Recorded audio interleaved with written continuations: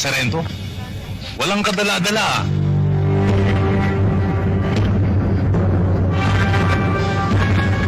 Tara, tara.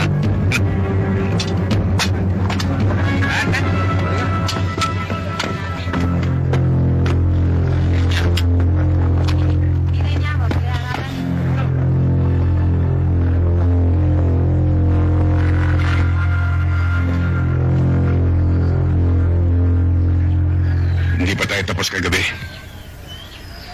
Sarge, hindi ka ba naawa sa sarili mo? Naghahanap ka na naman ng sakit ng katawan?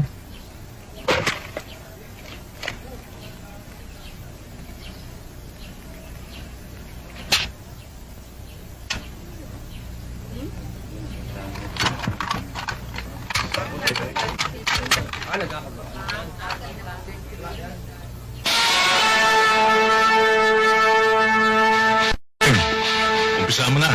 Hindi, ikaw na. Ikaw na.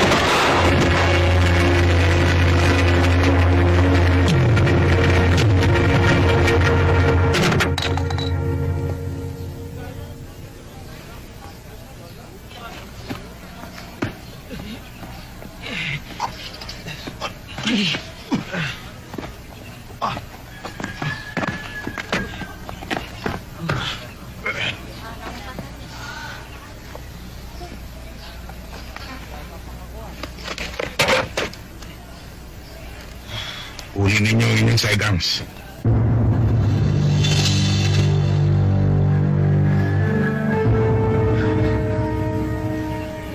Kunin ninyo.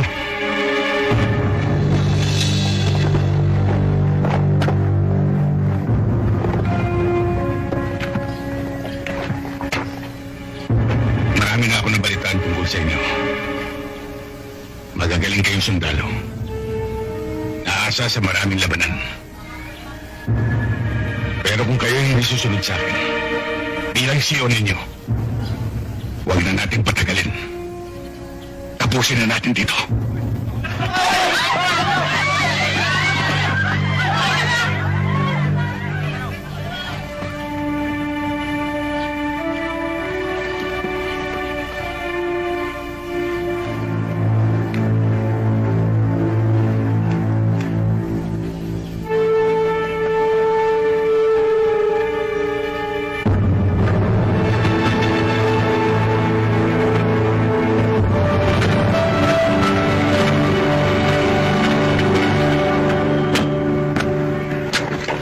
Asim, di ba walang traidor sa atin? Dinadampot ko lang. Yung mga sundalong yan talaga. Sa halip na sila umareglo ng gulo, sa kanila pa nag-uumpisa ang away.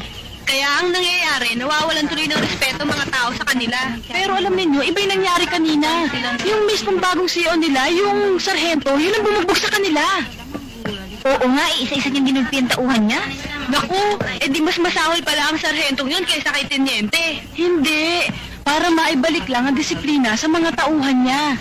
Magkatapusan na raw sila kung hindi sila susunod sa pamumuno niya. Naking nervous ko nga, akala ko magkakabani lang kanina. Ano yung nabalitaan kong sinugod daw sila ng sarhento sa club? Para ituwid lang ang mga kalokohan at pagsisiga-siga ng mga tauhan niya. Alam nyo, sa tingin ko, ibang-iba yung sarhento yun.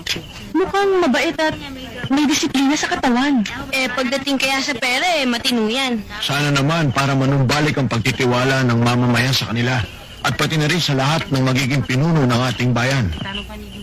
Alam ninyo, maganda itong pagkakakilala natin. May konting pagsubok. May konting pag-aalsa at may halong pagkapot. Maganda dahil naiiba. Alam kong mahirap ang kalagayan niyo rito.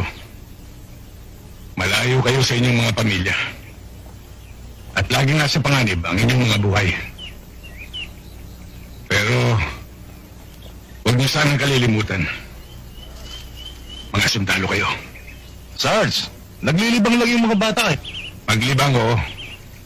Pero kung wala na kayo natitira pang respeto sa inyong mga sarili, at magwala kayo, sana, ubarin ninyo ang mga uniforme ninyo.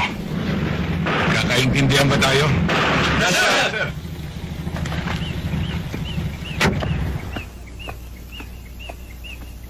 Carlos! Neng! Ano? Bakit hindi nyo kami sinipot kagabi? Pinagantay nyo kami ah! Muntik tuloy kami masabit!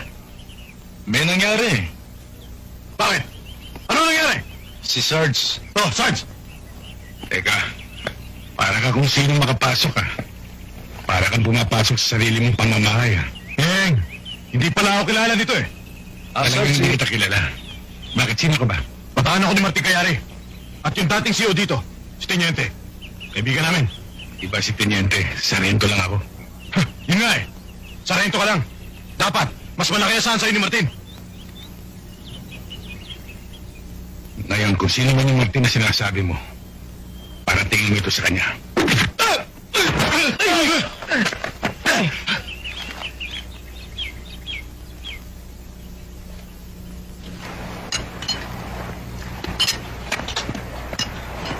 Boss, at kayo ka lang. Oh, paano mukha mo? Pero Abdul, nasaan? Bago na CEO sa detachment. Sobrang higpit. Parang takot nga sila Rasul eh. Nung pagkalala akong tauhan mo, lalong nagalit.